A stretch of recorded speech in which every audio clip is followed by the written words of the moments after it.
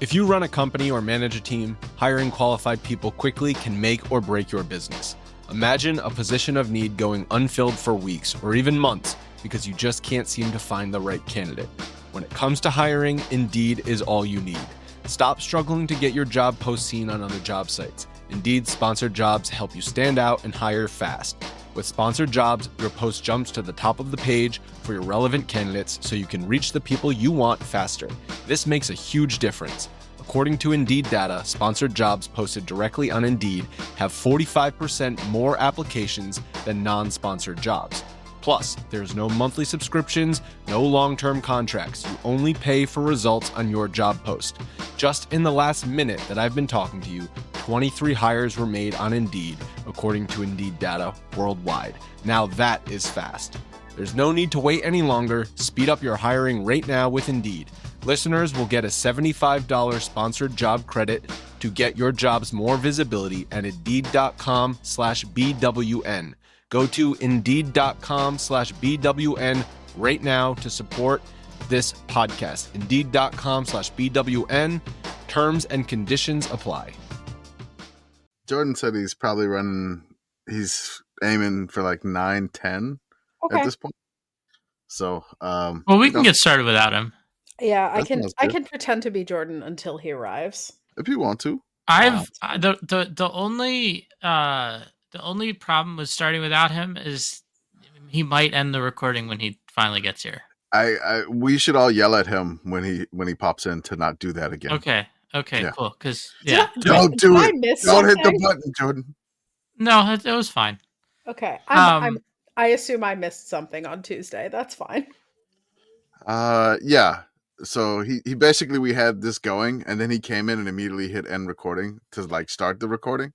Oh no! But Arthur already had the recording started. So yeah, it was like a cold open that got cut, but then like you know what? I think I've figured it out. Okay. I think Jordan was in on the conspiracy to stop people from finding out about Toumani Camara being named NBA Western Conference Defensive Player of the Month for February. I think that's why he hit end recording. He was trying to bury the truth. That's right.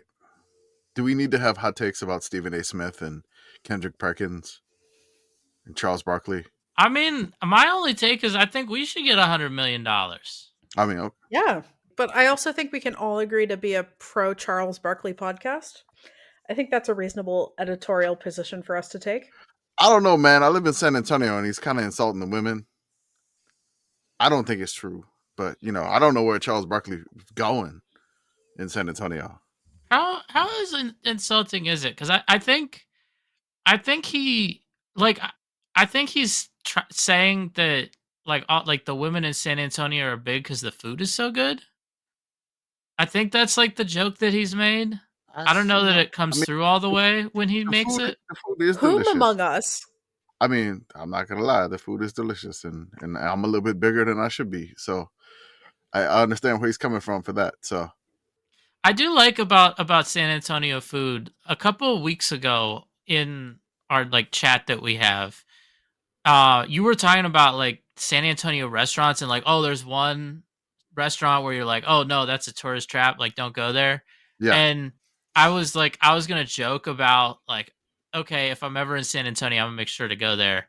Okay. But then I pieced together no, I went there 6 years ago or so. Mm-hmm. That was the one restaurant I went to in San Antonio when I was there the last time. So, sometimes I'm just ahead of my own game. Okay. Shout out to friend of the show, Redacted, actual adult at WPTS Radio.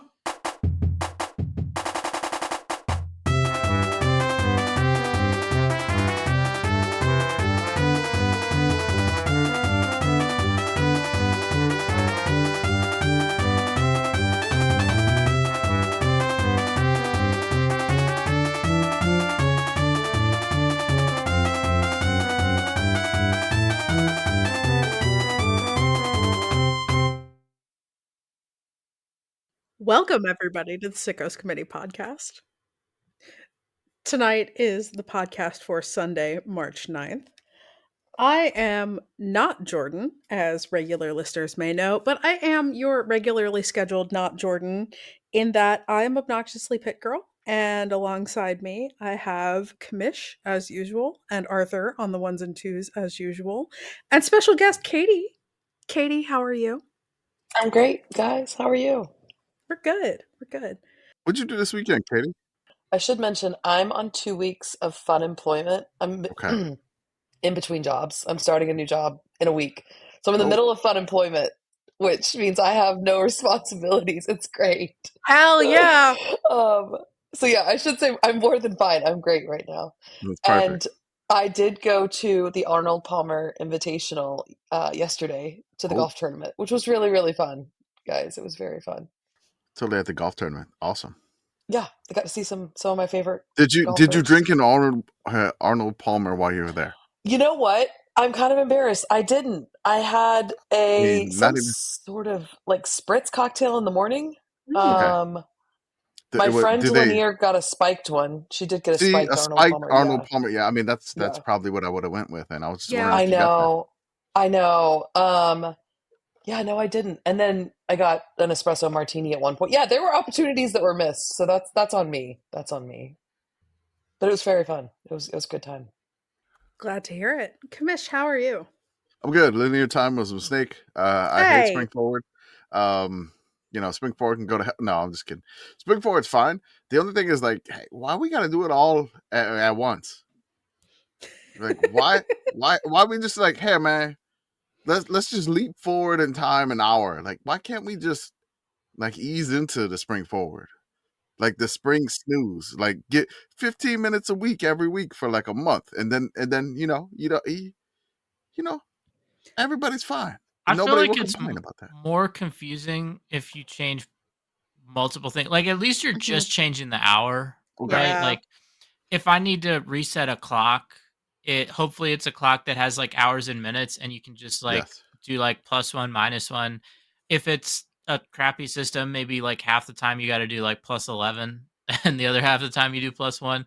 But I don't know. Like when people complain about the time change and like this time, that time, I feel like a good chunk, like even a majority of people's complaints are not really about the clocks. They're complaining that there's like less daylight total in the winter. And that the sun sets earlier, it gets up later, like I feel like people just don't like that part. And like that's not really something you can fix with a time zone, This is true. It's hell for the kids, man. Trying to convince my 7.5-year-old, like, hey, it's actually 6. He's like, no, it's not. It's still early. I'm like, it's not. I promise you, it's not. Like, look at your watch. He's like, the watch is wrong. And I'm like, no, it's not. Just all day, like, hey, it's 4. Like, hey, it's 6. He's like, no, it's not. And I'm like, the clock is lying to you. I mean, it is almost like linear time was a mistake or something, but I will take this moment to get on my soapbox. Especially as someone, and I don't know that I've ever mentioned this on the show before, but I was an intern in a clock museum for a while. Oh, God. This is the source of my takes about time. Oh, ultimately. Wait. So your linear time was a mistake. It came from you working in a clock museum. I was an intern in a clock museum. Yes, listener, that does mean I was a time lady for a while. Thank you. Time Lord, Pitt Girl. My take ultimately is that, and I know that we tried this in the 70s and that people didn't like it, but people had a lot of bad opinions. Make sure you don't hit the red button. Don't hit the red button. Don't hit the red button. Don't hit the red button, Jordan. Don't hit the button. I'm not going to hit the red button. All right. I know a lot of people had a lot of opinions in the 70s. I think a lot of them were bad. I know we tried doing permanent DST in the 70s. I think we should do it again. I think we should just stay. Springing forward is terrible. But I think having sunlight after 5 p.m. in the Northeast is a good thing, and we should have it more, like maybe all the time. I don't know. I think that first of all, I like losing an hour of not football season and then gaining an hour of football season. That's fair. I think that's a trade I'm down to make. But I think what we really should do is really just take a look at time zones again, because especially like Eastern time, I feel like there's some places that aren't aligned best with what actually works for the people living there. They're just trying to be on the same time zone as like New York City or Mhm. something. Like I know when like Indiana, because that's like one of the places that's actually There's a whole Wikipedia page Yeah. about time zones in Indiana. No, like it's a mess, but the argument for Indiana being central time is not like that's when we should wake up or like that's how we have the highest quality of life. It's like that's how our businesses can be in the same time zone as Wall Street, basically, which Yeah, I think is a that's why Indiana's Eastern. Yep. I think is a dumb reason to do anything. And like somewhere like it's going to vary right east to west. If you're on the very eastern side of a time zone, the sun is probably going to come up too early no matter what and go down too early no matter what. If you're on the western side, it's going to be the reverse, right? So Mhm. like I think that if you live, and I don't know like specific latitudes and longitudes or like how you'd break it up, but like I think it's reasonable that like someone living in Detroit, for example, could really want standard time in the winter because like the sun would be coming up super late. I mean, it already comes up like like I mean, I think it's probably like 8 a.m. Sun's coming up in like Michigan where it's still Eastern time zone. But like you go out to Maine, the sun's probably coming up like super or like yeah, like why would you go to standard time in Maine, right? Whereas like you're getting the daylight way too early there. So I don't know. That's my thing. I think we should just take a look at that. What I am hearing here is return to local solar noon. Yes. Everywhere, it just decides their own solar noon, like they used to with the I mean, train. I was gonna say so time zones exist, and again, I apologize. This is because I was an intern in the clock museum. Time zones exist to coordinate train schedules Yes. so that the trains don't run into each other. But we have computers now, and they could figure out the time things. And a lot less trains. Add fewer trains, but we should have more trains. When the commish was talking about the 15-minute increments, all I could think of was the nightmare that would be because I'm on airplanes all the time. All I could think of was the nightmare it would be for everyone having each country or state having their own version. I was like, oh my God, this would be a nightmare. It's like everybody's Agreed. Nepal. Yeah. The 15-minute increment thing is everyone's Nepal. Because Australia has that 15-minute increment too, right? Nepal's officially on, I think, plus 545. Yeah. Like Well, okay. Here's my idea. Then you go local time. I'm going the complete reverse. What if everyone just used one global time zone, just like 24 hours, right? Like just we all pick I don't know, Beijing like time. I would go with probably like UTC because that's what the computers use. But In this century, yes. In Beijing century, not at all. we'll see about that. I don't think they got it. I don't think they got that dog in them. I want to say, have we actually done this show intro yet? We're like halfway through. It got derailed. Jordan, hello, welcome. How are you? Hi, I'm great. I went to a soccer game tonight. I went to go see Dallas Trinity FC. Ooh. And Ooh, it is the USL Super League team in Dallas, the women's team. It was at the Cotton Bowl, so I got to go down to Fair Park. And y'all, I was introduced to something. I've been to the Fair Park so many times. I got to see the Woofus. Say more about this. Yeah, I don't know what that is. Check out the podcast channel real fast, and you can see a statue of the Woofus. I want you guys to start describing what you see. Okay. Hold on, I'm always in the wrong channel. Hang on. You're fine. You guys know I'm not very good at Discord. I see it now. I see it. What do you see on the Woofus? I don't know. It's a statue Horns. at Fair Park. You see horns, okay? It's like a cow, but it has wing. It's like a Pegasus cow, and also it has a turkey tail. Here, I'm going to tell you what it's supposed to be. Okay. It is the face of a sheep, the mane and neck of a horse, the body of a pig, the wings of a duck, the tail of a turkey, and a pair of horns from a Texas Longhorn. So I got the turkey tail. Mm-hmm. You did.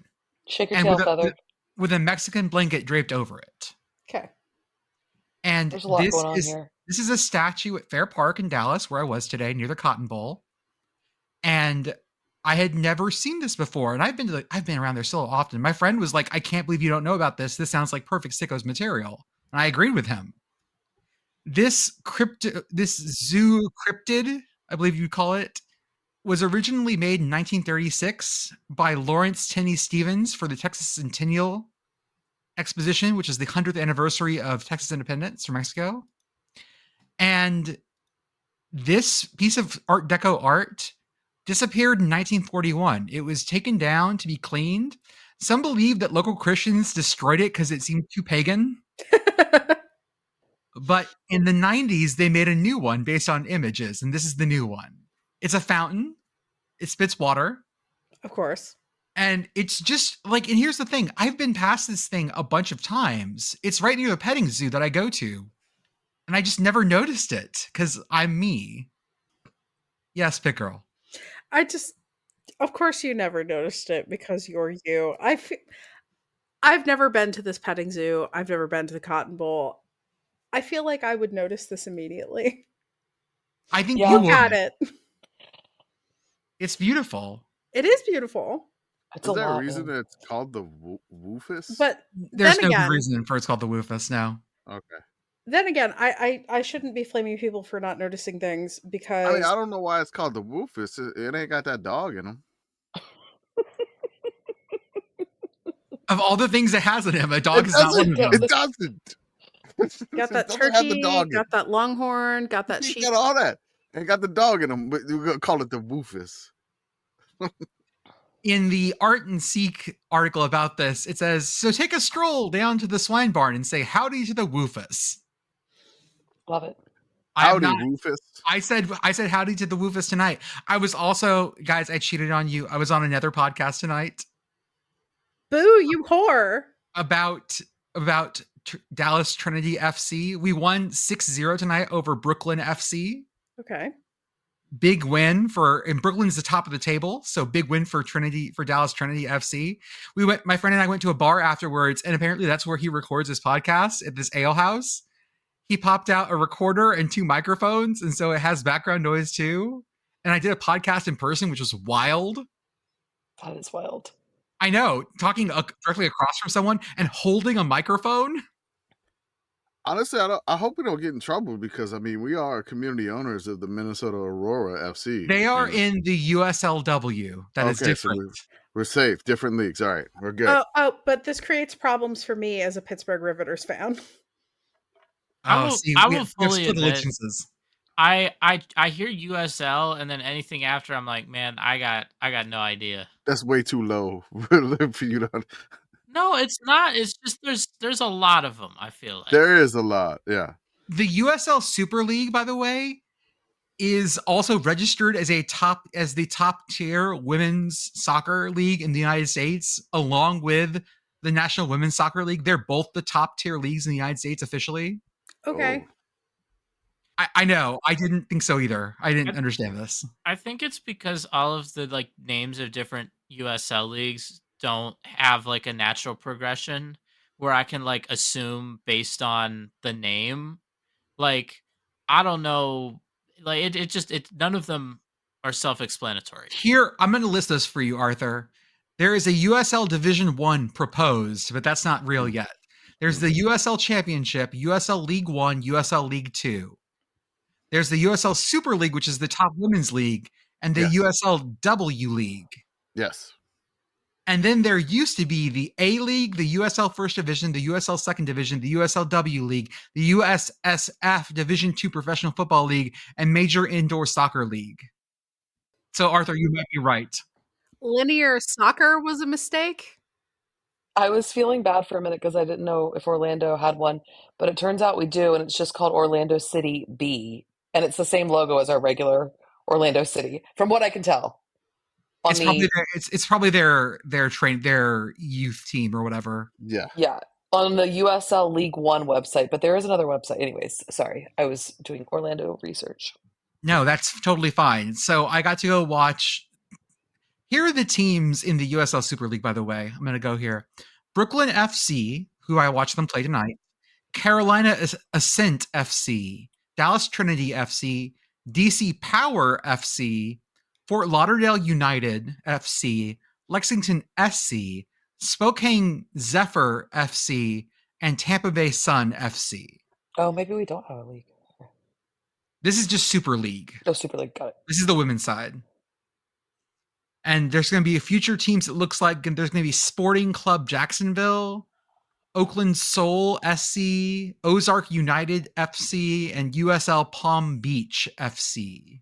So we got lots of options here, folks. It was a great time. If you're in Dallas, you should absolutely go to these games. I don't think they all end 6-0, but I won't lie. Watching a soccer game end 6-0 felt real fucking good. And I got a scarf. Have I ever told you guys about my scarf collection? You have.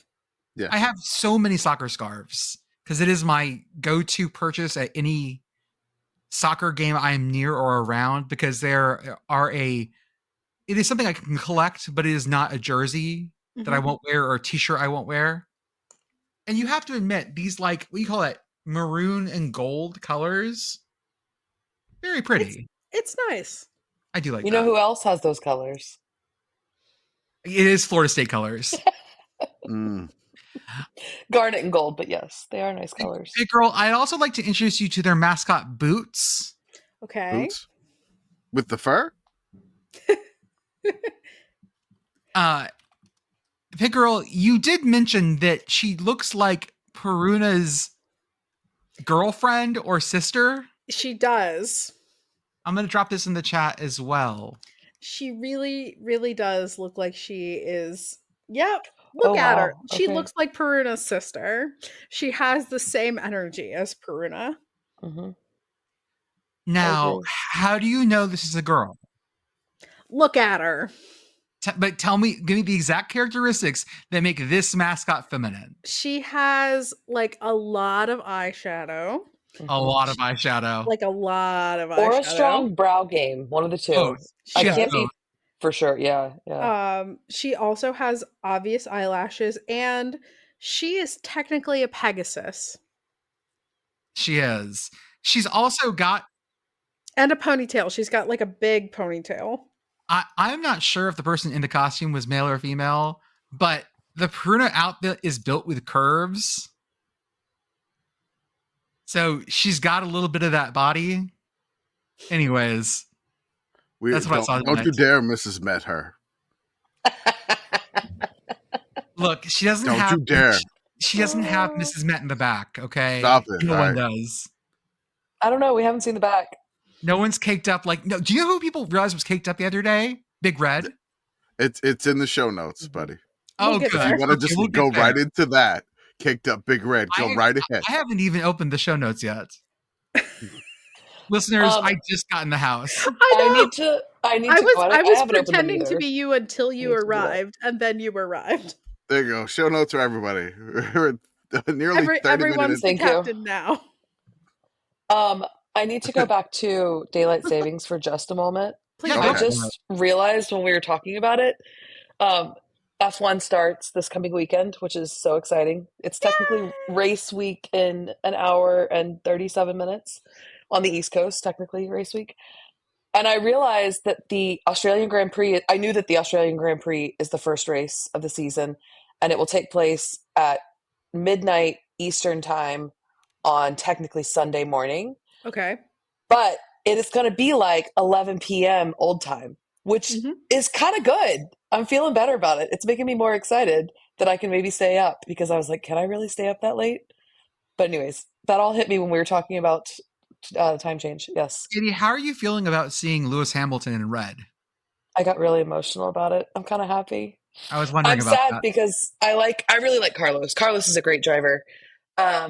I haven't been able to tell my kid he's a big fan of I Carlos know. Sainz. Carlos Science. Carlos Sainz, as we Carlos say. Science. Yeah. Yes. I really like nice Carlos a lot. Oh, go ahead. Sorry. He's with Williams. Ugh. He is. Williams. Yeah. Which I kind of feel like is good for Williams. I really like Claire Williams from, her being on Drive to Survive. And being a female in a male-dominated sport is amazing. But obviously she's no longer the owner, but I still, associate because it's her family.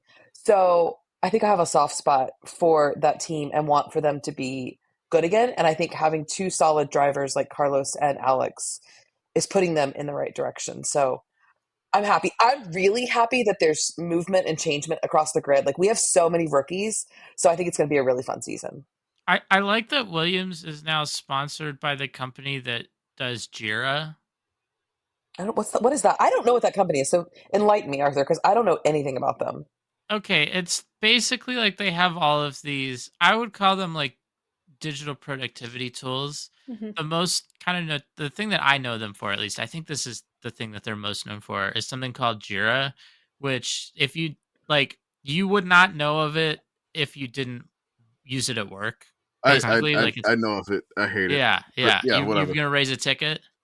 Yeah. I think we should start using Jira to. I was gonna track get us our- onto Asana, I think. Yeah, it's like Asana. Oh, I know of or Asana. Like, okay. or like MS lists, which I fucking hate, but have to use sometimes.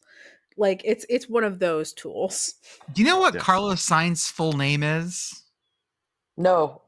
Actually, Carlos, you blinded me with science. Carlos Sainz Smooth operator. Vasquez de Castro.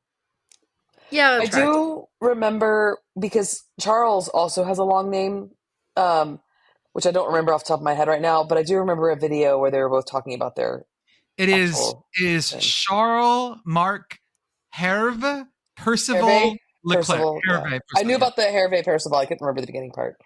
Charles um, Marc. Yeah. But yes, to answer your question, I'm very excited about Lewis being at Ferrari. I got really emotional about it because I think he's such a good guy. I'm very excited. Well, let's talk about Big Red's ass then. Thank you to Don't. whoever just embiggened the picture. I did. It was Ooh, me. yes. We had Big Red got to meet his newest friend, and it was Bluey. Da da da da da da da da da da. Bluey. Big Red. Big Big Red. Red got to hang out with Bluey, but that's not what people noticed. People noticed that Big Red has a giant ass. I mean, yeah, Big Red really does have a giant ass in this Okay, in this particular have we- perspective. You guys, have we not talked about this before? I swear there was a picture of him before where we talked about this. Or maybe I missed. You This know what? was It might have right been up our another. alley. It might have This been is- another body part that we were like, "What's going on there?" There was Yeah. something. Anyways, I'll think about that. People were not comfortable seeing Big Red from the side and back, basically. Thick red. Thick red, yeah. Right? BBL You red. bounce a quarter off that ass. BBL. BBL red. A big, beautiful. I have a BBR, question. You know what I red. want to do now? Go to a No, Western no. Kentucky football game and ask people, do you know what BBL means? Because I guarantee you 80% of them are not going to know what BBL means. But then those few that are on TikTok are going to be like, yeah, I know what that means. BBL Rizzy. No. I just love. So Oh, by the the way, other- go The ahead. other question I have about this is like, why does the back of Big Red's head look like that? Oh, like he has skin folds. I don't know. Yeah, why does he look like he's like That's his a mullet. nun? Jordan, that's what we saw before, I think. And like we saw like the part like coming up back here. I think it weirded. Oh, I Yes, bet. I feel like that might have been what I was weirded out by before. I think we had a conversation about that. It has the same energy. It's not exactly the same, but like it gives me kind of the same vibe as the Penn State mascot's scarf being inside his neck. Neck. Yeah, Mm. Yeah. I'm with you. Mhm. Yeah. By the way, the other podcast I was on tonight, my friend was like, "Hey, we're going to do 30 minutes. Is that okay? Can you do 30 minutes?" No. No, 30 we How can't. We much- can't we're do just 30 getting minutes. You do 30 minutes of We podcasting. can't do 30 minutes. We've already done 30 minutes. We've already Do you done know you have 30 minutes? Jesus Christ. Do I have 30 minutes in me? I don't even. I don't mean, even I think, guess. we have stuff on the show notes, but like we haven't even got to really any of it right now, except for Big Red's butt. So Okay, fine. Let's talk about college basketball updates. it's fine. No, we're going to No. go college basketball updates. Okay. Let's talk about, before anything else, can we talk about the Big 12 court? Have you Yes. seen this? This is I the don't thing know what that this we need is. to talk about. If we're going to talk about anything else, we need to I talk will about drop it in the this. chat for you so you can see the Big 12 court. You guys are gonna have to drop a lot of things in the chat because you guys know I don't follow very much college basketball. It's gonna be great. That's fine. Me being I on know the you spot. do. There are also pictures directly in the show notes if you are Yes. looking at them. Okay. I am, but I don't think I scrolled far enough. Hold on. Okay. Oh, Oh, no, I yeah. have. Yeah. Okay. Yeah, you can't unsee it once you see it. Gentle listener, so the court is gray, and at first glance it looks kind of like a normal court because it's got like lines where you would think the boards would be, but it's actually 12 in Roman numerals. It looks like an Over optical illusion. and over and over and over and over again. Yeah, Or it's like kind a- of like the tiles in my bathroom. where, Green like, screen or something. it's I not can't- supposed to be a magic eye, but if you stand there and Yeah. you do the magic eye thing with it, you can force it to do it. Commish beveled this monstrosity because he knows no Amazing. bounds. Look, man, I couldn't even bevel it good. Like I was trying to clear the background, but the court was like a watermark. Yep. It was like you couldn't get anything around it. Like the background remover was just so petrified by all the 12s and Roman numerals on it. Other You fun wouldn't download a court to bevel it, would you? Other fun Oh, wow. court stuff. The Starch Madness court, great. The Southland Conference, their mid-court logo of their trophy, amazing. And we have on the men's side, 3 brand new teams today who made the tournament who have never gone before. We have High Point University, who dug themselves out of quite the hole to make it. Yeah. We have They were at a low SIUE. point. They were and then got high. We They have got to a high SIUE, point. the Southern Indiana University at Evansville, Edwardsville. Thank you. Yes. Who lost to SIUE. Doug Gottlieb's Green Bay Yes. early in the no. season. Oh, Early in the no. season. Disaster, but they actually won their conference tournament. So Doug Gottlieb beat a tournament team. Think about that, Doug. Is that what we call a Q1 win? I'm not familiar with that. Is that quad 1, 2, That 3? is- I have. Probably quads not a just Q1 hurt. win, but good for you, Doug. My quads hurt. How do I fix that? Is that a different kind of quad? I want to go back to the Big 12 court. Oh, Just- yeah, go for I it, want bud. to talk about look, man, this court, it's such a mess. Like you just see this court and you look at it, and while you're watching it like play, it's just messing with your eyes. Like it looks like I think I'd get seasick watching this. No, This is it- how it I just feel seems like- watching fucking TCU basketball. TCU's court has the exact same effect, but it undulates. It's awful.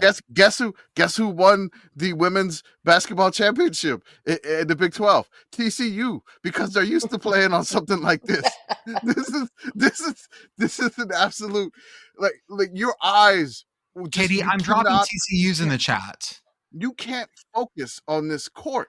Yeah. Like when the camera's going over it, you can't focus on it. It's just like I think if you're on it on court level, it's fine. But the way that the cameras hit it from the angle, like, and then the lights of the stadium, it's difficult. And my favorite part of this is that when somebody watches a game on this court for the first time, the reaction on social media was like, "Who the hell made this court? They should be thrown in jail."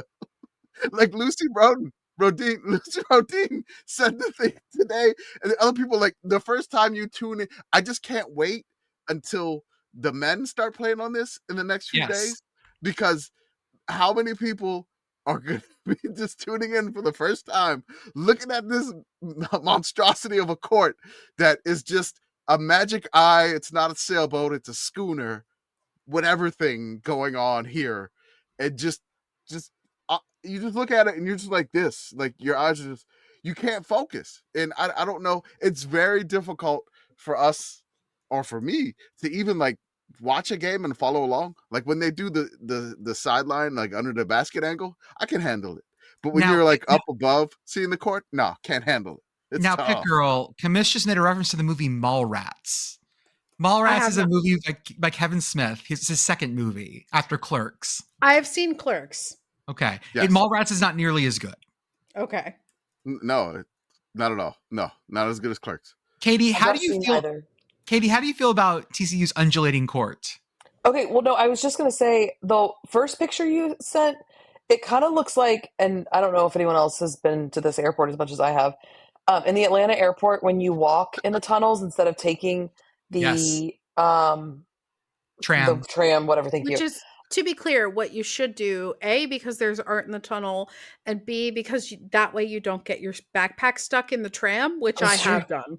This is true. Jesus. It kind of reminds me of that pattern for some reason. That was my first thought. Is like it. Yeah, that's a lot. That's aggressive. It looks like it curves up towards the sideline.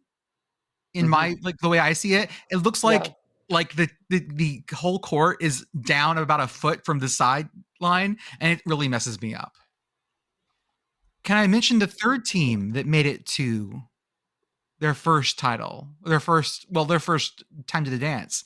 It is University of Nebraska at Omaha.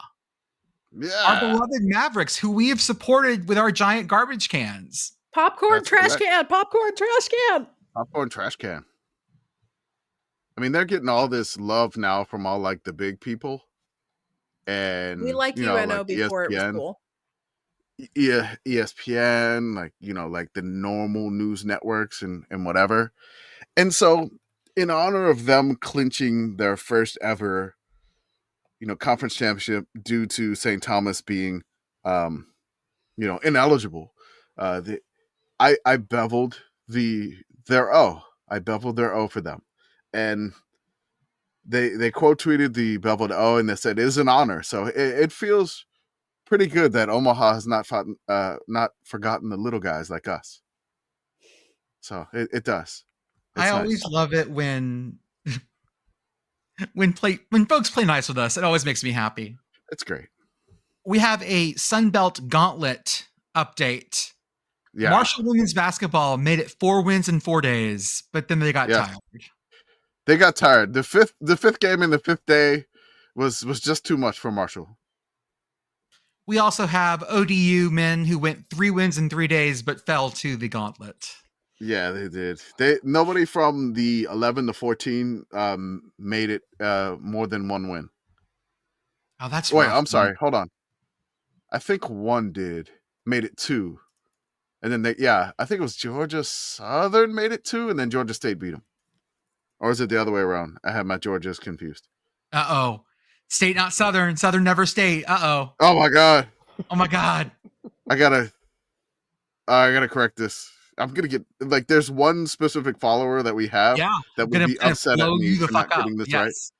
And you know what? The level of service we have here at the Sickos Community Podcast is we have to correct this because we do not want to be yelled at by them. So it was Georgia Southern made it, and Georgia State beat them. So I had it right originally the first time, and I second Go Panthers. Go Panthers. But they got eliminated the next round against Marshall in the gauntlet. And then St. Francis has won the NEC semis. They'll be playing the championship game at Central Connecticut State, but there's a potential party in Loretto. Yes. Yeah. If they win, we're going to have to send Beth to check out if Loretto is still standing. That's the main reason why I wanted to bring this up. They just rebuilt it after the Kent State rebuilt after they beat Kent State. And so Loretto may fall again. We got to make sure that Loretto is still standing. I'm a little bit sad that this game is at Central Connecticut State, because if it was in Loretto, I would go. You there with a lighter, just standing there staring at the camera whenever someone follows you by. Mm-hmm. Oh, I ended up on the camera tonight too at the game. Yay! I was wearing my Tulane hoodie because of course I was. Jordan's official costume, the Tulane hoodie. By home field, very soft and comfy, and you need to own one too. You should. New Pitt basketball shirt coming very soon. Oh. Offer code yes, ha ha ha, yes, 3 hots for 15% off your first order. What is Bradley's mascot? Is this not a gargoyle? It is. Good job, Pitt Girl. It is a gargoyle. Say a winged like horny toad frog, but All right. gargoyle is yes. But All It's right. almost like some of us like Gothic architecture. Guess the name of the mascot if you don't know it already. Guess the name of the mascot if you haven't clicked in. I looked at the show notes. Okay. Wait, what was the gargoyles in Notre Dame? Was there a gargoyle that came to life in Notre Dame? There is, and I don't know what his name is. There was it was Victor Hugo and like Gladys or something. It's And Brian KABOOM. Kelly. It was KABOOM. Is it I'm KABOOM? gonna- That's his actual name? KABOOM is the Brian mascot's Kelly. actual name. Yes. And you KABOOM, need to okay. have the exclamation point. Victor Hugo and Laverne are the gargoyles. Okay, you're gonna have to tell me that Gladys isn't close enough to Laverne to give me that one. Yeah. It's in the same vein. I agree. Did y'all ever watch Gargoyles the show? Man, it was a great show. It was a Disney cartoon. It was real fucking good. I've never watched Gargoyles, the cartoon. No. There are people listening to this that are like, Jordan, you just said my favorite cartoon. It was really good. It was about gargoyles that fought crime. It's better than what I think it sounds like. It was from 94 to 97, okay? Yes. Oh, yep. Gargoyles, American animated television series. It's an animated television series co-produced by Walt Disney Television, Walt Disney Animation Japan for its first 2 seasons, and Nelvana Limited for its final, and originally aired from October 24th, 1994 to February 15th, 1997. The series features a species of nocturnal creatures known as gargoyles that turn to stone during the day. After spending 1,000 years in an enchanted, petrified state, the gargoyles, who have been transported from medieval Scotland, are reawakened in modern-day New York City and take on roles as the city's secret nighttime protectors. This seems extremely legit. It's really good. It's really good. Commish, why does Bradley have Look at this logo. I know. Look at that S. Off-brand Batman.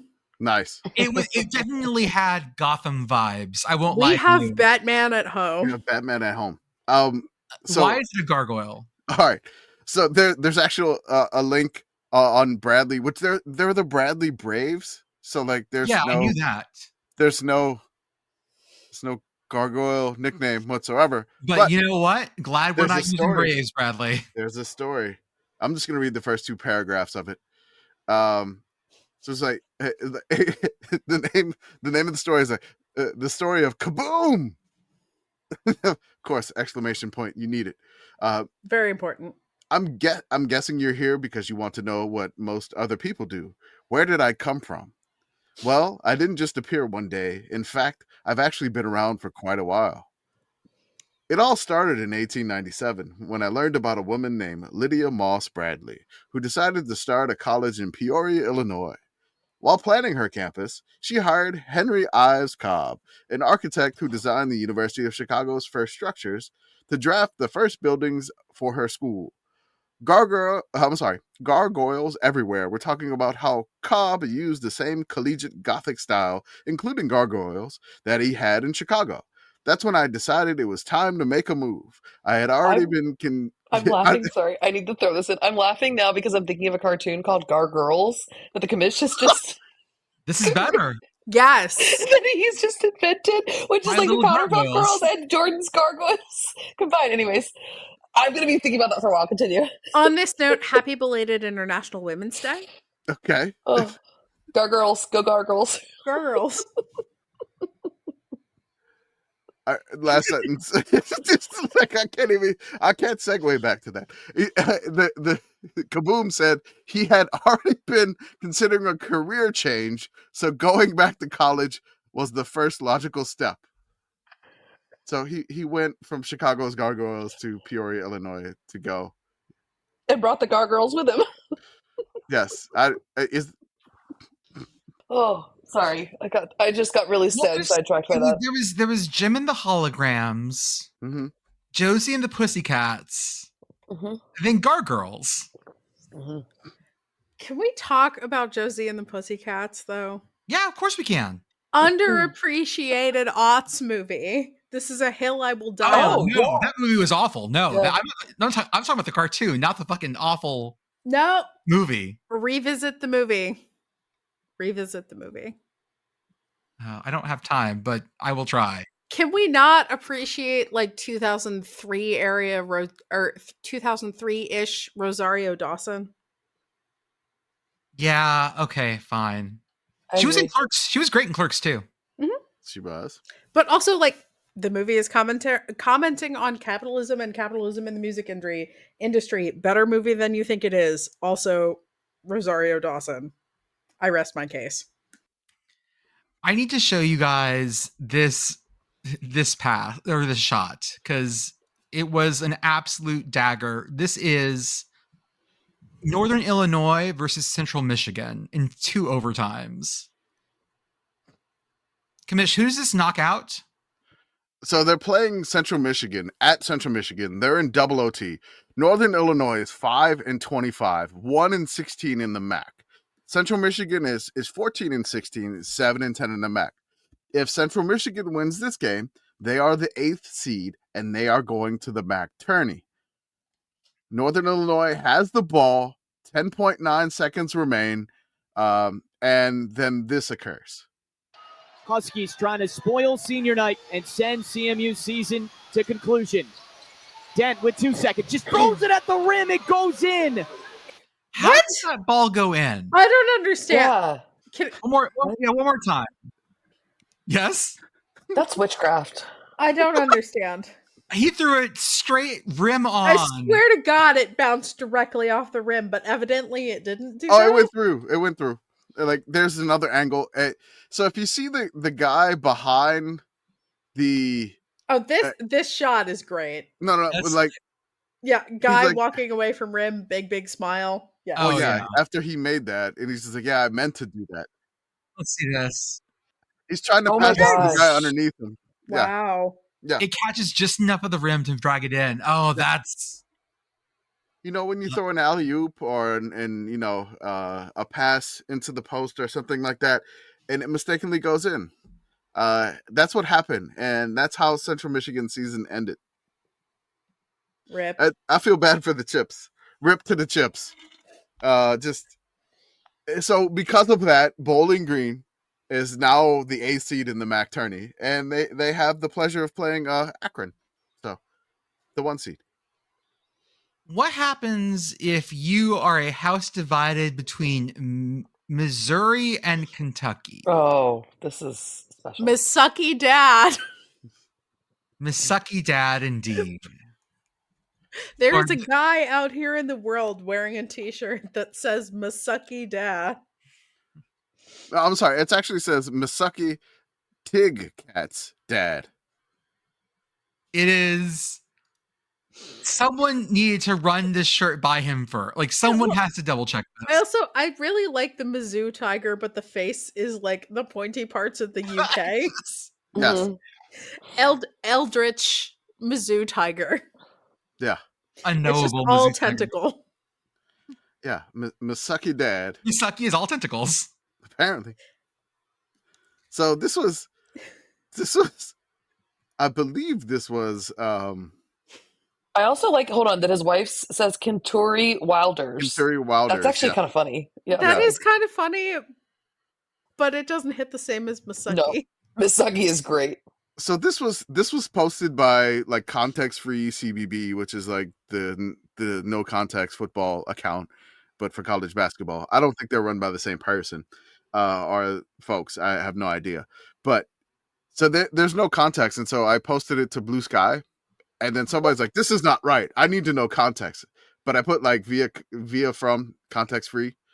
And I'm like, I can't give you context. That's you don't need the context. Honestly, I don't know what the context is. And I don't necessarily want to know if I want to find out what the context is.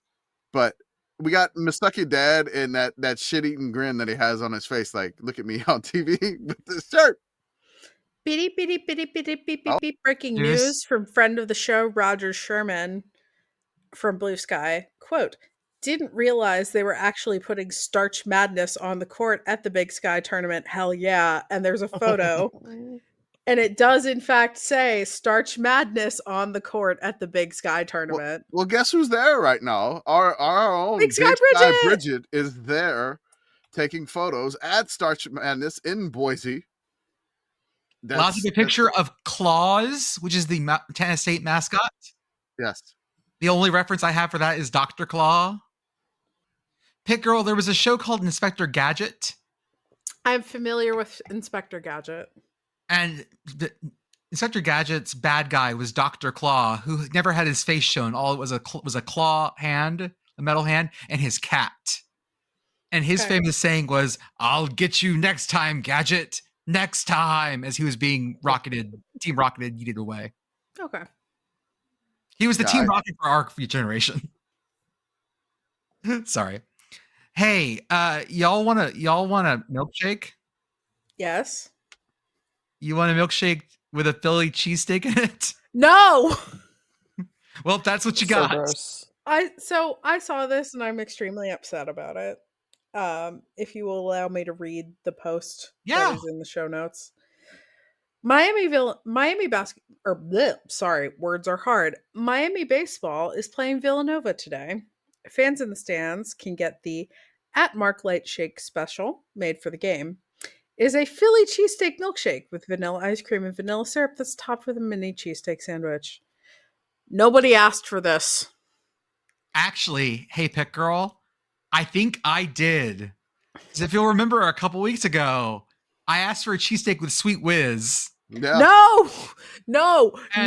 Okay. This is my Sweet Whiz, I believe. Respectfully, Jordan, nobody asked for this.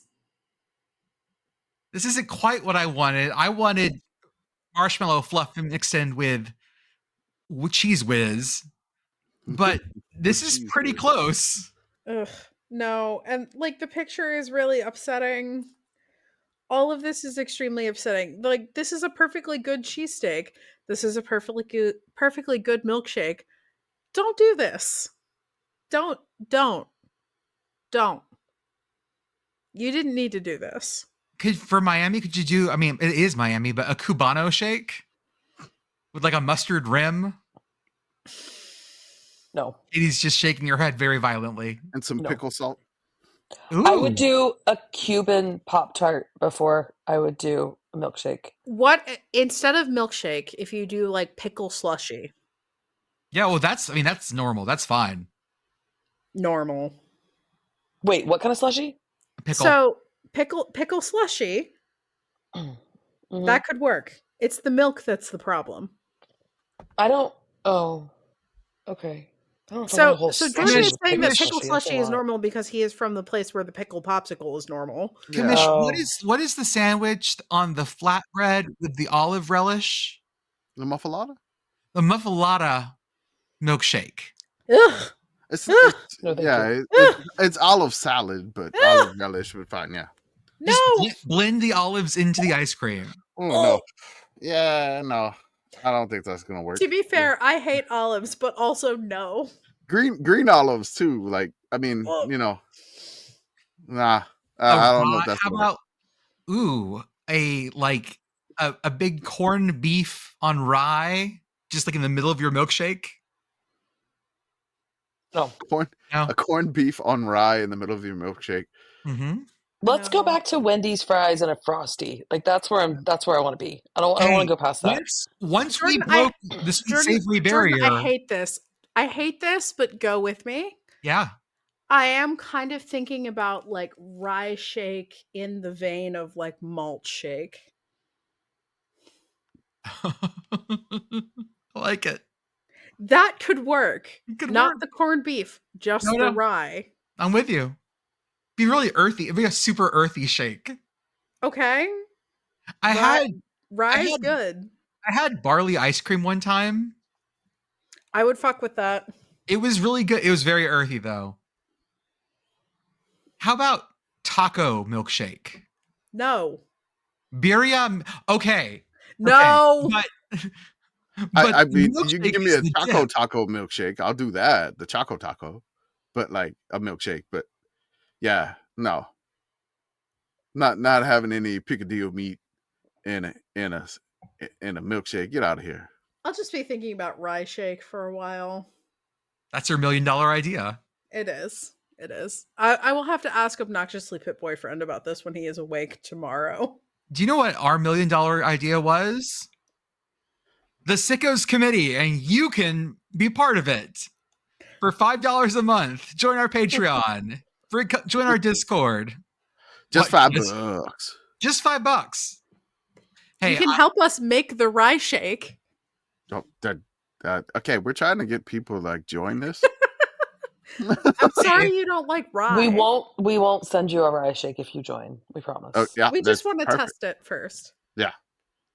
We need guinea pigs, and we don't have oversight of an educational institution, so don't worry about the things we're having you sign. Yes. Who needs a review board when you just have vibes? There is no IRB here at the Sickos Committee. That's when we get to the point. For my music ed PhD, my advisor said to me at one point when I was like, "Well, I don't have to get the kids to sign extra paperwork if I just want to like swab their cheek for cortisol levels." I was doing anxiety measures, and she goes, "Jordan, you're doing a music ed PhD. No bodily fluids, no blood." I forgot what else she said. There were some things she was like, "We're going to have to draw some hard lines here." Yeah, that is going to be way more effort than you want to put in for a music ed PhD, my friend. At one point, I was like, well, I can hook the kids up directly to heart rate monitors while they're playing. She was like, do you realize you're going to have to get parents to say yes to this? Yeah, this is so much data from minors. No, absolutely not. I was also thinking like heat cameras. I had a heat camera setup I figured out. Wild. I know. Why were you not simply doing this study on like undergrads? I don't know. I should have just done it on undergrads. Undergrads you can do whatever to. Exactly. They'll do it for $5 and a slice of pizza. Oh man. Join our Patreon so we can do experiments on you. Hello, undergrads. No, honestly, join the Patreon. We have Discord benefits. We can talk about stuff like this. We also have a bunch of bonus podcasts. We're a podcast we have with benefits. Podcasts with benefits. Yes, join. Yeah, okay. We're also going to be bringing out part 3 of our drought series. Yes. Destitution reigns over underperforming, gloomy, heartbroken teams. We are on the 1980 year of Northwestern's 34-game losing streak. Yes. So we're there. We've got 2 episodes so far with our friend Roger Sherman. We had this is the best because Commish tells the story and Roger and I try to derail him for an hour. Yeah, I also derailed him for a while. Oh, that's right, you did. There's a bunch of derailment, which is fun. I'm trying to tell the story, and we've had Stony Stonemeyer. That's right. Somebody in our Discord join the the Discord. Found Don Stonesifer. It was Stony Stonesifer. Stony Stonesifer. Thank you, not Stonemeyer. Yeah. So he was a wide receiver for Northwestern, and if you needed to know somebody by the name of Stony Stonesifer, just $5. We'll tell you more about him and his awesome Northwestern career and the Showtime 79 Northwestern Wildcats. We have our merch store at sickoscommittee.org with our Oh No Disaster and Linear Time Was a Mistake shirts and mugs. I can't guarantee you your Aaron Go Birds shirt will get to you by St. Patrick's Day anymore, but you should still buy one because they're amazing and you'll swim from next year. It's fine. I mean, you could also just say Aaron Go Birds all the time. And also with you. We have our Instagram where we're getting lots of people, and Instagram people, I've said this before, they just don't read as well. No, it's the social media platform for kids who can't read good. It's gotta be. We have a Twitch account we're working on. Shout out to Message Board Geniuses podcast. They go to places we refuse to go. And as always, for the softest, comfiest collegiate apparel, home field apparel, they have a bunch of basketball stuff coming out that we're going to be telling you about. They have new boxes for teams. The Pitt, like I said, like Pitt Girl said, the Pitt basketball stuff is amazing. Mm-hmm. It's not a box, but we are getting a shooting shirt, and I'm very excited about it. Check out what they have. We'll put the links on all of the places you find us. Use offer code yes, yes, 3 ha's for 15% off your first order. Commish, I don't know that we're going to need your game, but we're going to see what happens. We can save it for another time if we don't. Hey, Commish. Keep in mind we were recording for like 15 minutes before you got here, so I know I'm looking may at. not all be usable. I mean, why would that not be usable? Was it that bad? It was fine. Well, I mean, there was a lot of silence. Juice without me? Oh. Okay. Well, then it'll be fine. Okay. So then let's talk about this. Why were we involved in Minnesota high school hockey in the first place? I can't explain how it happened. So I actually, no, thinking about it, now I can explain. There's an account that we follow who produces a ton of videos. Goes by CJ0. And the Minnesota high school hockey like championships were taking place over this weekend, and tagged us in a video of a team called East Grand Forks. And East Grand Forks has a logo that looks like the Tulane Angry Wave holding a hockey stick. It's amazing. I love him because he's not only is it like the Tulane Angry Wave holding a hockey stick, but he is like somebody drew him based off the Tulane Angry Wave, and so he's not identical. He's a little bit angrier. Inspired by. He's so good. I love him so much. Yeah, so I found out that Tulane had a club hockey team. Mm-hmm. And there's an actual angry wave that is holding a stick. And then the angry wave is facing the other way. The East Grand Forks, so it looks like it's a wave face off. It's a wave off. But they're both the East like Grand right Forks at each other. Angry Wave also has like his teeth are a little bit more uneven, which feels spiritually correct for a hockey team. For a hockey wave, yes, it does. He's a little more emotionally unstable in general, it looks like. Which is also correct for a hockey team. There's got to be like a beautiful Tulane green and light blue hockey jersey somewhere. The Tulane hockey jerseys are really good. I'm not even like a hockey jersey guy, but I feel like I need that. I have more Tulane gear than any other school I actually went to. I don't know what it is about those colors. They just make me fall in love. They're very good. Okay, so we had the East Grand Forks Green Wave, but we also had... So once we posted about that, and we posted it on like our Twitter and our Blue Sky, people started to mention, there's another team you should pay attention to. There's another team called the Moorhead Spuds. And that's correct. That is a potato with a hockey stick. This is like Moorhead a la Moorhead State, I assume. It's that Moorhead. No, it is not. Those are spelled differently, babe. Okay, no. I meant the same city. No, still spelled differently. This is Minnesota. Moorhead State's in Kentucky, I believe. Yes. Moorhead, Kentucky. There is a Minnesota State Moorhead. Okay. It is this Moorhead. Okay. Also, remember, guys, I've been deep into D2 and D3 shit lately, so that's the Moorhead. That's why I got Moorhead State wrong there. That's fair, but yes, the Moorhead State that most people would think of is in Moorhead, Kentucky, is spelled Morehead. Yes, get your jokes in here. So this is what I want to say is what drew me to the Minnesota high school hockey thing. Then as soon as basically I tweet about the East Grand Forks Wave, the Green Wave, like a ton of our followers, which they are close to the North Dakota border, then the Minnesota Championships happened in the XL Center. So a bunch of our Gophers fans that follow us, they just we're like, oh my God, you guys are paying attention to this. You need to check this out. You need to check that out. You need to check this out. So I get involved in this and I get emotionally invested in both of these teams. Mm-hmm. It's like, these are my two favorite teams. One's in Class A, the other one's in Class AA. So I'm not rooting against each other here. So now I'm just like, okay, this is great. So both teams wound up winning their championships. Hell yeah.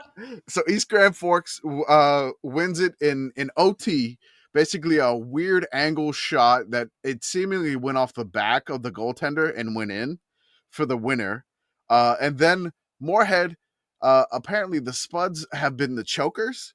Like they have never been able to win a championship, and they got out to a 4-0 lead in the first period, and they just kept scoring and scoring, but the other team just kept chipping and chipping and chipping, and they made it all the way back to 7-6. But Moorhead was able to run out the clock and win their first championship, which was incredible. Like this. The atmosphere in the arena, like the XL Energy Center they have there in Minneapolis, was insane. So when these teams won the championship, like this was like seeing sections of a stadium like bouncing up and down like old stadiums and like the NFL used to do. Like just like not sound stadiums. Like it was just the joyous celebration. And apparently this is kind of like the Texas football equivalent to Texas high school championships in Jerry World. It looked that way. Yeah. It had a lot of that same vibe. I was really impressed by it. It makes total sense that would be a thing, but I had never even considered it before. That's amazing. So there's one other thing about this that I found out about. Now I'm old. I don't pay attention to this all the time, but apparently there is something called the Minnesota State High School All Hockey Hair Team, and this is presented you by. Didn't know about this? Kennan. No, I didn't know. I just learned. I'm from the South, baby. Like I don't. Okay, fair enough. Like I don't like high school hockey does not make its way down here because high school hockey only kind of existed where I went to high school, but like it was enough of a thing that I know about the Minnesota All High School hockey team. So Jordan, if you want to do the honor of clicking this link here, and this is a 9-minute video, but we're not watching all 9 minutes, but this is basically nominating the all hair team. So all the hockey players, when they come to introduced in their games, they have to skate to the center of the ice.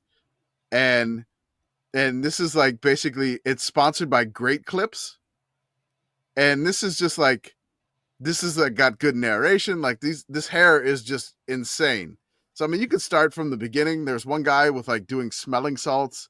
I mean it's incredible what they do here. And the all hockey hair team. I was thinking for a theme watching the Academy Awards last week, and Hollywood has always cared about their hair. Salad stars are born, a little dep will do ya. In Hollywood, even superheroes have marvelous flow. Old Riggins, new Riggins had lethal lettuce. All right, never keeps it high and tight. Maui has a mullet, and don't you forget about me. Even young Hollywood is getting into it, which made me think, can the state of hockey learn from Tinseltown and their locks? Because let's face it, there's no business like flow business. That's a really good cut. Let's see. Some good hair. I want to take this moment to appreciate the Breakfast Club. And also lethal lettuce, that sounds like something else, not hair. Yeah, it does. Let's go with this guy right here. 360, shouting, so much shouting. A couple Smurfs from Rogers, and boy, were they Smurfy. The number of police jobs here. There's so much good hair there. Let's see if I can find the best. No, it's highlights again. The Spuds winning. Beautiful. Anyways, beautiful. Thank you, Commish. Yeah, this was fun. To like somebody living in the South, not knowing much about high school hockey. Yeah, this was a pleasant thing to see for like high school hockey. It was great. Commish, are you familiar with the general concept of the hockey flow? Yes. Okay. Well, I mean, my dad's from Pittsburgh. I grew up a Pens fan, but I was not around like high school hockey culture. Like the most high school hockey culture that I could know of is like Mighty Ducks 3. And so like that movie apparently for some folks doesn't exist. But yeah, that's I know somebody with like the take and said that's the best Ducks movie, but I'm like, okay, I'm not gonna you just want to fight. I'm not arguing with you on that one. No, but that is something that I'm very familiar with, like the lingo, like the lettuce and all that stuff. But I did not know that they just basically skate these teams to center ice. every single person that's on this team gets to go to skate to center ice and say something and show off their hair, and then they get nominated to an all hair team, which is great. It's fantastic. It's something like fun in the world to celebrate like sport. It kind of fits with the committee to me personally. Mm-hmm. The American Athletic Conference presidents voted today to establish the minimum standard of benefits that schools are required to share with athletes in the new Rev Share era. $10 million over 3 years, becoming the first conference to make such a move. And that was from Ross Bellinger. We talked about serious college football stuff there. There you go. Let's talk about more fun than that. Bowling Green has a new coach. Oh, they do. If you remember, we just lost Scott Loeffler. Like we lost the rest in peace, Loeffler. You left the Bowling Green. Mourn you till I join you, but dude. He ends up going to Philadelphia, not Temple, like a lot of people had said it was Temple. No, I'm joking. He's going to be quarterback's coach for the Eagles because he once talked to Tim Tebow. Tim Tebow breathed on him, and that's really important. Tim Tebow? Playoffs? Wait, no, did you really say Tim Tebow? Oh, it wasn't Tebow, was it? It was Tom Brady, man. Sorry. It was Tom Brady. Jordan said Tim Tebow, and I just went with it. I was like, hold on. Well, maybe did Scott Loeffler like coach Tim Tebow at some point? That's the nicest thing anyone's ever said about Tim Tebow, ever. I was like, hold on. Is he messing around by saying Tim Tebow? Hold on. Did he ever? That wasn't the joke. That wasn't the joke. Holy shit! Holy shit! But it is also the joke, actually. No. He did coach Tim Tebow. Oh shit!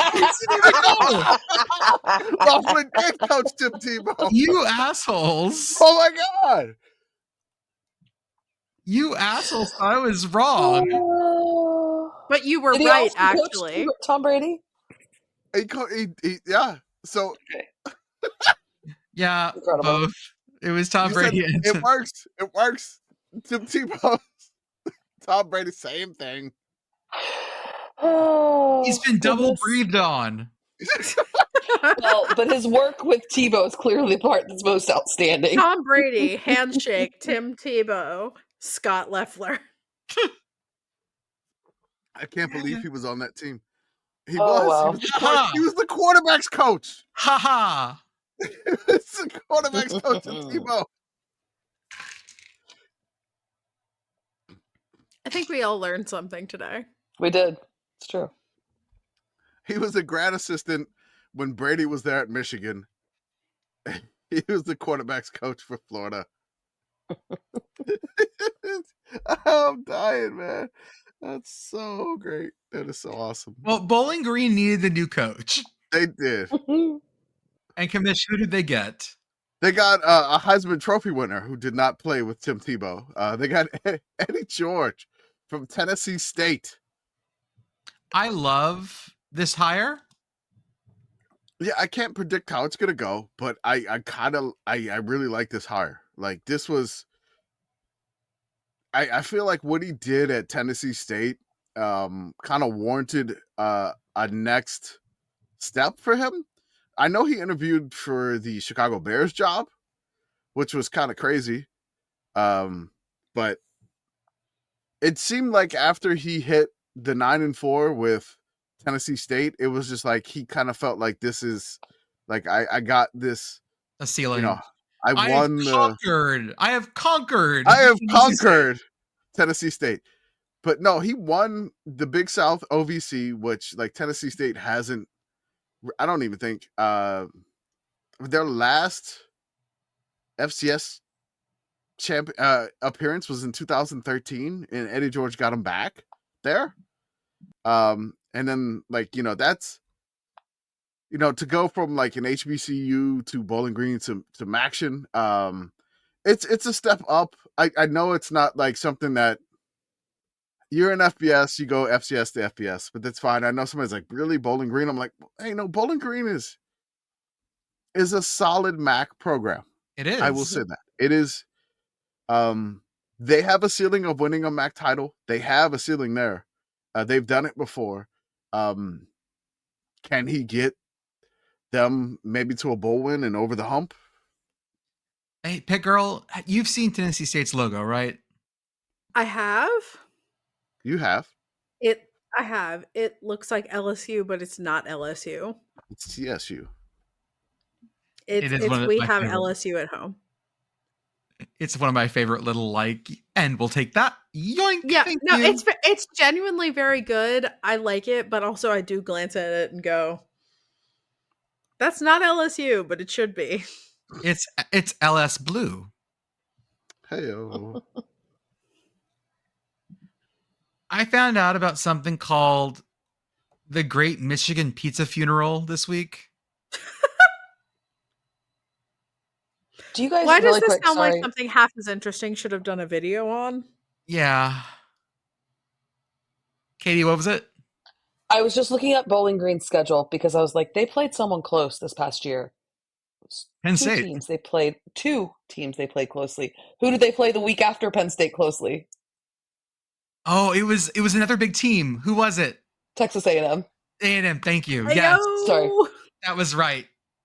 Anyways, I remember that. I couldn't remember who it was. Continue. Go back to pizza. This is also referred to as the Great Pizza Funeral of Michigan and the Great Pizza Burial. It was the ceremonial disposal of 29,188 frozen cheese and mushroom pieces in Osiniki, Michigan. I got that wrong. On Michigan 5th, 1973, the manufacturer, Ilario Mario Fabrini, had been ordered to recall the pizzas by the FDA after initial tests suggested the presence of botulism in a batch of canned mushrooms. So he ceremonially buried the pizzas. We love a ceremony. Breaking news. Beep, beep, beep, beep, beep, beep, beep, beep, beep, beep, beep. We said that Omaha made the tournament because St. Thomas was, not eligible to make the tournament. Well, it didn't matter. Omaha said it doesn't matter. We're gonna win the damn title outright anyway. Woohoo! Ain't gonna be no damn asterisk next to our name. Trash popcorn. That's right. Bad night to be a trash can. Someone, I can't remember, asked if we should put an asterisk next to this title, but spelled it like Asterix and Obelix, the French cartoons. It was weird. Is this some Ivy League shit? No, Asterix and Obelix. They're Vikings. They're French. Okay. Hold up. I will have to do some Googling. Yeah, I'll drop a picture in the chat for you. They're a cartoon. Okay. They're both, I think, supposed to be Gauls in like Roman times, and they just fuck around. I respect that. Oh, yes, I have seen them. I don't think I ever knew what their names were. Yeah, Asterix and Obelix. Obelix, I believe. Okay. It's been a while. Obelix. Okay. We got through our main stuff, so we have time for Price is Right. I don't have the sound drop. I'm sorry. So, ready, set, go. Ba-ba-ba-da. Ba-ba-ba-da. There we go. Yeah. We're back, hey, folks. They can't copyright strike us for that. Because it's nowhere near the original. It's not even the same tune. We're back, folks, for another game of Sickos Price is Right, where I find random memorabilia on eBay, and everybody else gets to guess the price that these people are charging for these things. Are there any rhyme or reason to these things? No. No. Well, hold on. Maybe one, maybe two, but is there any rhyme or reason to these prices? No, there's none whatsoever either. So I like to have some fun with this one, and Crazy I'm going to be Commish's sharing. eBay warehouse. We're crazy. That's right. I love the fact that I get emails on this. Oh, eBay knows you now. Like eBay's like, hey, you want to buy this Sun Bowl mug for $260 like you were last time? Have you hit rock bottom yet? Have you been? Oh, bitty, breaking news. Oh, God. Breaking news. Beep, beep, beep. Wisconsin Madison. They are your 2025 collegiate curling national champions. Woohoo! Whoa. Wow. Commish, I gotta post this. Give me a moment, please. We have to bevel the Okay. motion W. I need you to fill for me for a little bit. Okay. Oh, I mean, I got to fill for you. I don't know. Is okay. I'm sorry, but I mean that just reminded me that like I feel for you because Shaka Khan is now a voice on the Waze app. Oh, really? What? Yeah, she is. Yes. Shaka Khan, voice on the Waze app. Okay.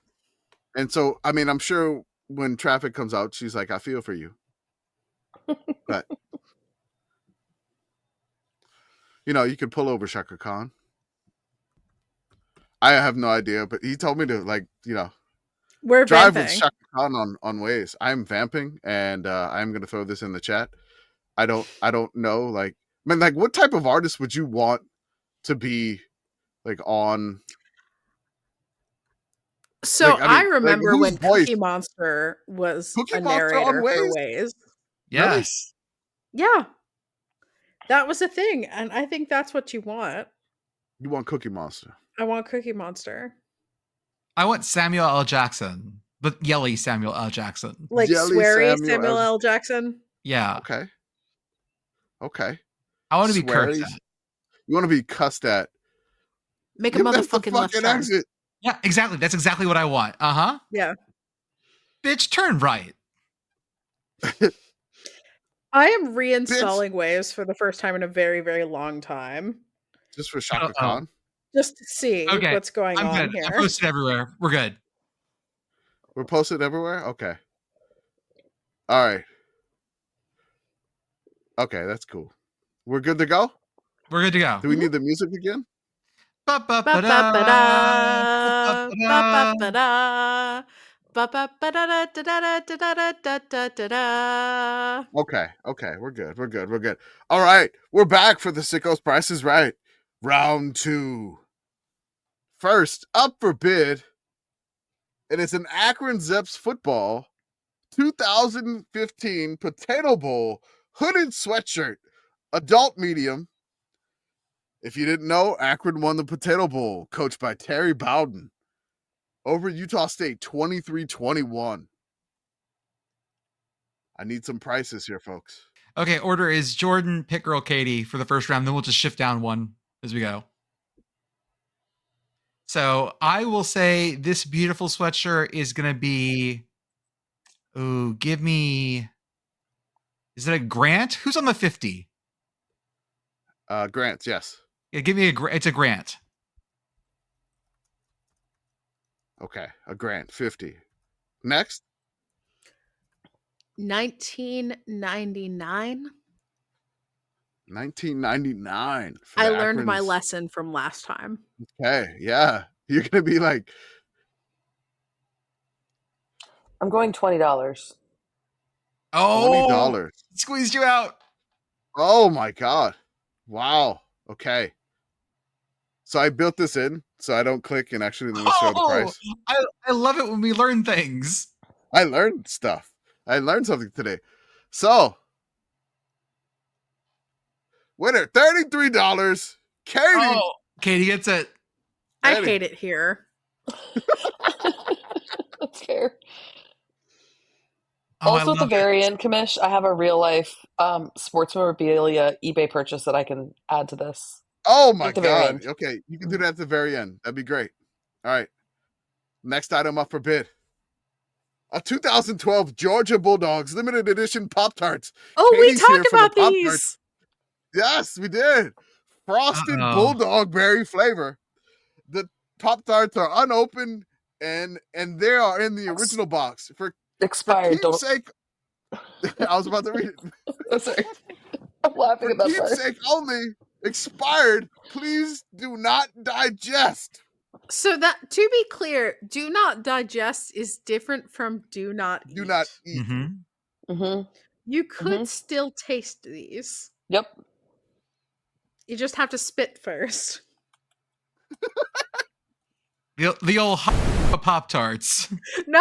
Mm-hmm. Man, did she come back after her crypto scam? Right. I don't think so. I don't think so either. Yeah. Maybe. I have no idea. I just let that thing run its course. Okay, Pitt Girl, you're up first on this one. $10. $10. Okay. 35. Katie says 35. These are $18. $18. Okay. Actual retail price? $25. Jordan gets this one. Cha-ching. You get the $25 Pop-Tarts. is a lot of dollars for Pop-Tarts I can't eat. It is. It is. It is. Totally is. Sorry, I just beveled a trash can unrelated to this.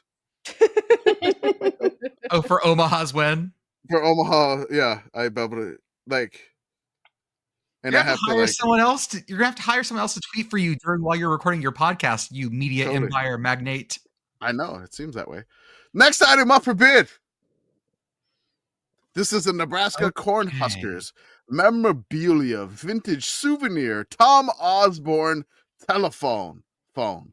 I don't know why they put telephone phone. Telephone phone. That's it. It's a telephone phone. The description of the item is: it's been in the man cave for years, downsizing, and it needs a good home. Thanks for looking. He doesn't say if it works. I have questions about if it works. Yes. Okay. So if you look at this, it's like an old receiver. It says Nebraska. It's the old school Huskers logo. Oh, it's got a little bit of paper in there. There's like for your numbers. Yeah. Hey, girl. This used to be a thing. When you had kind of dusty, important names and numbers. Don't do this to me, Jordan. I have a phone, and I will get to the point about this later.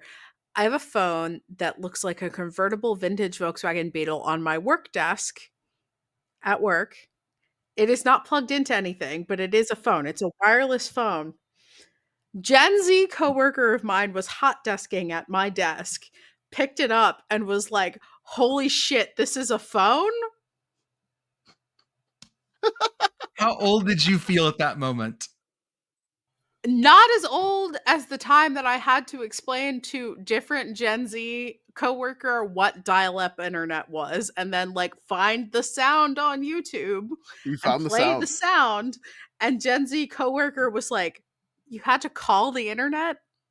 You had to call the internet. Yes, we had to call the internet. We had to call the internet to make sure it was.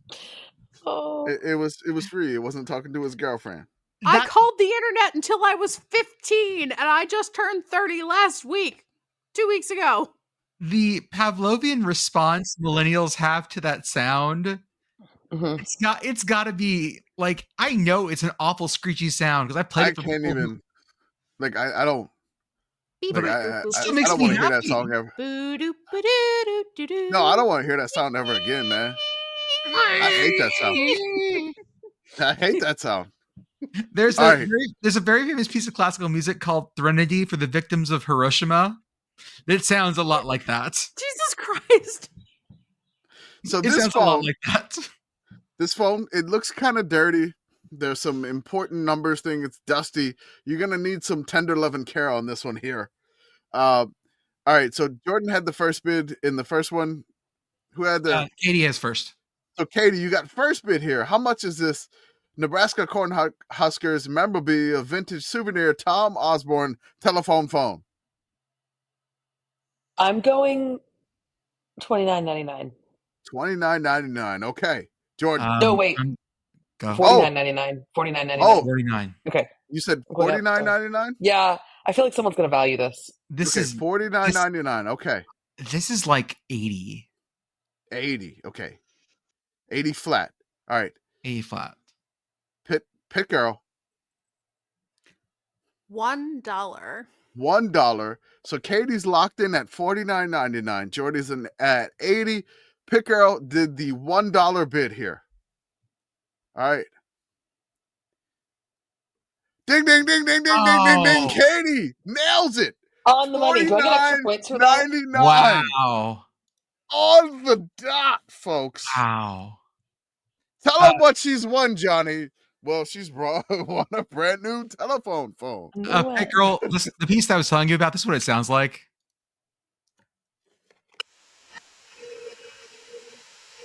It's beautiful. Did it come across at all? I only got some scraping noises, but that was it. Yeah. That was I it. only got a little bit. All right. Okay, what Next else item up for bids. Here we go. It's a Wisconsin Badgers memorabilia vintage telephone phone. Yes. The same exact thing. Does Wisconsin love their team the more or Wisconsin less? version. So no, the thing that's good about this, and Commish, I'm going to steal your thunder a little bit because I noticed it even before I read the text, is that Wisconsin's Badgers memorabilia vintage telephone phone. Item plastic has yellowed from age. Look at pictures. The outside of this phone is like a really nice like cream, and then the inside of the phone is like sheet of paper white. That sun damage is a real bitch. Or it's probably smoke. Yeah, there's probably a lot of cigarette smoke. Like hit that with a Mr. Clean magic eraser. Maybe.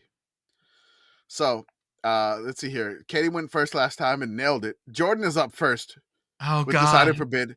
The Nebraska one was $49.99. You got a point of reference here. Does this make it harder or easier? 30. This is 30. 30 even. Okay. Pitt Girl. 40. 40. Okay. Katie. I know. I'm thinking. I think I'm going 41. 41. Like taking like the Pitt Girls is like, Katie's stealing another. But I couldn't decide if it's between or if it's, I don't know. Yeah, anyways. Okay. So the price $39.90. Wow. I hate it here. Jesus. I hate it here. Pitt Girl said earlier in the day in the episode that she learned her lesson. But apparently this is okay, but even so, I would have said $39.99 and still been 9 cents over. I fucking hate it here. This is what do they call the row on Price is Right?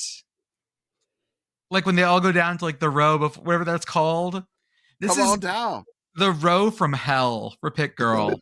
Like she would be on there and she would be missing by fractions. I literally I missed the Tuesday show. I've just been here for the Price is Right and I suck at fractions. Here we are. Here we are. Oh, good God. Yes, folks. All right. We could not make item this up for bid. I had that one out of order. I didn't realize that. Perfect. Next item up for bid on the Sickos Price is Right. All right, this was going to be a huge item here. What is this? All right, here we go. I got to read all of this. A 2007 Independence Bowl full ticket stub, Colorado versus Alabama. The ticket is an original and ungraded piece of sports memorabilia. It is a great addition to any collection, especially for fans of football and vintage sports items. The ticket is from a time when the Independence Bowl was held in Shreveport, Louisiana. As opposed to the first 2 years? All right. So maybe this seller's full of shit here, right? Okay. It features the names of the teams, the date of the game, and a unique design. Don't miss out on the opportunity to own this piece of history. Alabama won this game over Colorado in Nick Saban's first year that they lost to ULM, and that led to the Tide Rolled, billboard on the way to this game. Alabama won 30-24 over Colorado. What the fuck is Petro Sun? Anyways, never mind. Petro Sun Independence Bowl. Pitt Girl, I think you're up first here. I think I am up first. Okay, yeah. I think you're right. Yeah. 15, how much for this? $14.99. $14.99. Okay, Katie, what do you got for this? Alabama fans come for me. I'm going $1. Katie is going $1 right off the top. Bear Bryant and Nick Saban weren't coaches. I don't think anyone at Alabama cares about this. Nick Saban was the coach. Oh shoot, he was. He didn't. I thought he started in 08. You're right. It was his first year because in 2007 year, he lost to ULM. It was the year he won the title. Yeah. Or 9. Yeah, 9. Oh, never mind. Hold on. I need to rethink this. He's rethinking. Katie's recalibrating. Yeah, no, again, I'm going $1. I'm going $1 again. She's still going with $1. Okay.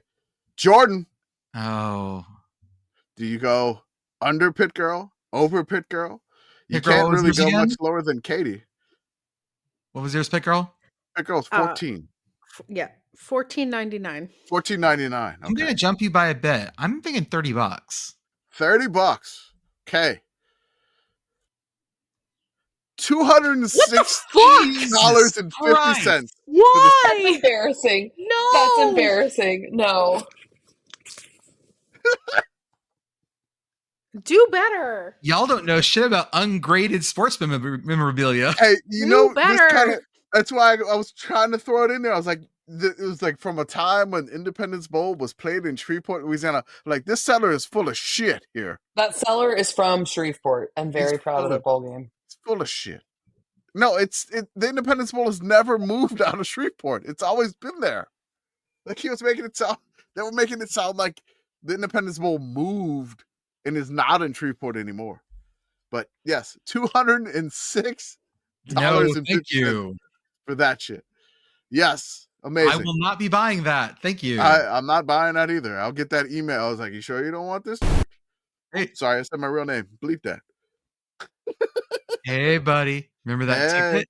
You want that ticket, buddy? You want that ticket? You want that ticket? You want that Independence Bowl? Oh man, that is more than a actual speeding ticket in the state of Pennsylvania cost me. Probably yeah, I had one in Texas that was cheaper than that too. Yes. Mm-hmm. Yeah. Mm-hmm. Okay, next item up for bid. Back to the Independence Bowl. Ooh. Oh, all right. This is the vintage 1993 Poulan Weed Eater Independence Bowl hat.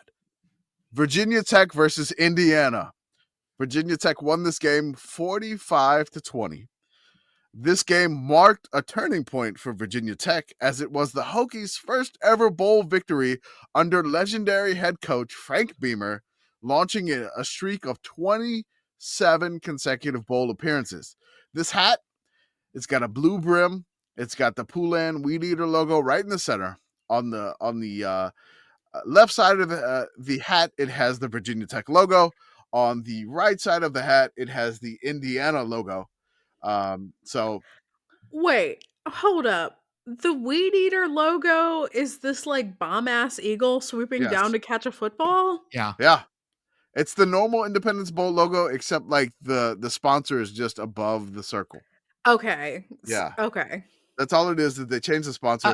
There was no Weed Eaters involved. I have some breaking news. Neither the 1 seed or the 2 seed of the Sun Belt will be playing in the final of the gauntlet. It will be number 3 Troy versus number 4 Arkansas State. Okay. Rust versus rest. Let's talk about it. Justice for ULM. Katie, you are up first from the hat. Katie, hat. First of all, I would like for someone to comment on this posting on eBay and ask, was this when the Independence Bowl was played in Shreveport? I need to know.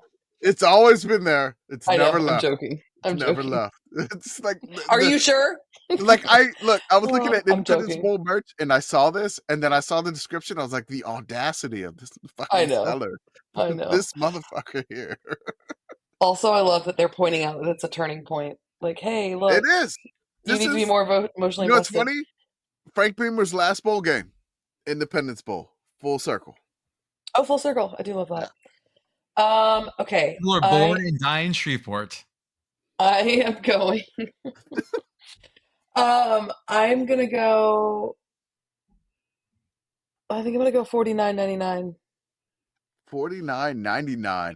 Jordan, I know that's high, but yeah. God, is this Nick Saban collectible worth? Oh God, this is gonna be. This is a classic. This is worth $70. Okay, it's a nice hat. Pitt Girl. This hat does whip. Yeah, it's nice. Like it objectively whips. If I got the email and it's like, hey, you want to buy this? I'm like, I may pull the trigger. I do want to buy this. All of that said, $1. Pitt Girl, winner. Hallelujah. Oh, there we go. All right. Has anybody been keeping score? I have 2. Okay. I think we're at this 2-2-1. is my first one. I have been very close. So 2-2-1. I think Katie's in the lead. 2-2-1. Yeah. $30 feels right. I'm tied with Jordan. I think. Oh, Jordan has 2? Yeah. I believe so. Okay. I don't know how many items we went through at this point, but let's see how many I got left. The listeners will tell us. Oh, this is the last one. Perfect. The last one. And Katie's. The last item I have. So if we are 2-2-1, it should be correct, I think. Yeah. It's our bad on not keeping score. But, again, it's kind of like whose line this is anyway. I'm 99% sure it's 2-2-1. Like me 2, Jordan 2. Also, the listeners will tell us. Hi, listeners. Thank you. Final item up for bid. It is a vintage Pistol Pete, New Mexico State Aggies University ceramic mold figurine. The ceramic mold is homemade, painted cowboy mold made in New Mexico. There are signs of use and wear, and the item is pre-owned. If you don't know what this looks like, it is the Pistol Pete mascot that is the New Mexico version of Pistol Pete of Oklahoma State and Wyoming's Pistol Pete. So this is the figurine before they had to change it to the different Pistol Pete.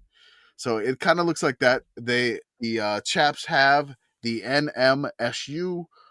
He is pointing some sort of ceramic gun at you, and there is a mean face with a mustache. Y'all, Omaha pulled the trophy out of a trash can. Yes! Like they literally bought a trash can and they pulled the trophy out of it. That's why I beveled a trash can. Jesus. Okay. Katie, I believe you are up. No, again, I'm I have up. questions. Go ahead. Yeah, go ahead. Or am I up? I don't know. I only got to go first once. Pitt Girl, you're up. $29.99. Okay. All right.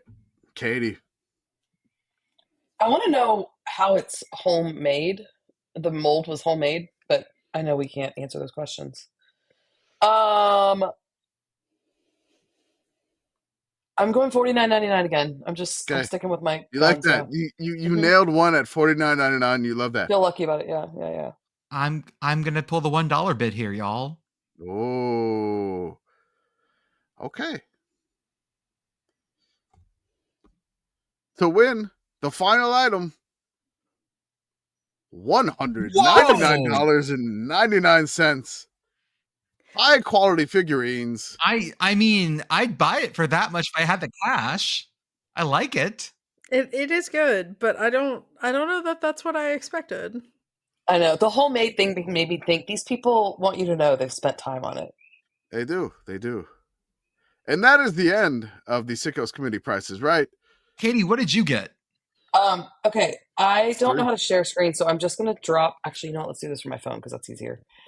I recently, friends, was at an antiques craft fair thing, and there was a poster that I saw that I really liked, and I couldn't stop thinking about it. I just dropped it into the chat. It was very dated, the one that I saw, and it wasn't in great shape, and I was like, oh, but it's really fun. And so it's a 1989 Chicago Bears WGN, their offensive line. It's like a promo poster, and they all look like the Blues Brothers, obviously. So when I got home, I was like, I bet I can find this online. And I found it on eBay, and I found it at different price levels, but I'll let you guess what I paid for it. How big is it? Oh, my God. 24 by 36-ish. Okay. Like, it's decent size poster. Posters are... Let me make sure that I have that right. I'm pretty sure I do. The dimensions track for what you said. I bet this is like $15. Commish? Oh, I'm sorry, 20 by 36. So close. Okay. Yeah, 20 by 36. Yeah, this is like the dimensions didn't match because 24 would have been a little bit. All right. Did they say what condition this was in? I mean, it's close to new. I haven't opened mine yet. Actually, Okay. it just came while I was gone recently. And this is the 1985 Chicago Bears. 1989. 1989. Their offensive line. So the 89 Bears, not the Super Bowl winning Bears, just the Bears offensive line, wearing hats like the Blues Brothers. And sunglasses. Like Elwood and Jake. Jordan, you said 15? I said 15. Okay. And where'd you buy this from? Where did what? Where'd you get it from? I bought it off eBay, but I originally saw it at like an antique craft show that I was at. But the one I saw was not in great condition, so I was like, oh, I should just search and see if I can find it because I really liked it. I just liked the way it looked. This feels $24.99. $19.99. I don't know what you're supposed to do if everyone went over what I paid. It's whoever's the lowest. Lowest, okay. I paid $12.99, but they were listed for $29.99. There were several listed. I happened to find one that was $12.99. Wow. On the show, they make them all bid again. I know. True. I should have. Jesus. Oh, okay, anyways, folks. It was a very fun find. That is a fun find. That is our show for tonight. Thank you all for listening, and we will talk to you all on the other side. $1, Bob.